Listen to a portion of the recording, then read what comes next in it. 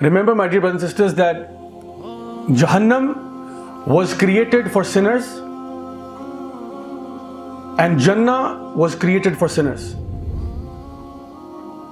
Jahannam was created for the sinners who never repented, and Jannah was created for the sinners who repented.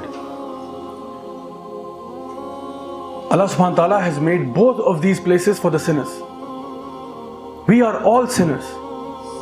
We sin in the morning and in the afternoon. We sin in the day and in the night. But if we were to turn to Allah subhanahu wa ta'ala and say, Ya Allah, please forgive me.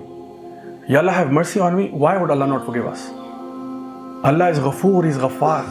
He's Ar-Rahman, He's Ar-Rahim. Why would He not forgive? Allah loves to forgive.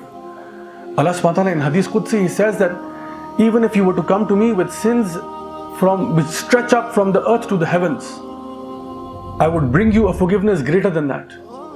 Even if you were to come with me with sins as much as the oceans, I would give you a maghfirah greater than that. Subhanallah, this is how forgiving Allah subhanahu wa ta'ala is. So all we have to do is to make this intention in our heart and say to Allah, Ya Allah, I am a sinner too. I am a sinner too. I sin in the morning and I sin in the evening. All I need from you is to make me of those sinners who end up in paradise. But for that, I will make tawbah. I will make istighfar. I will repent and I will mend my ways. Because truly, this is what the Quran wants.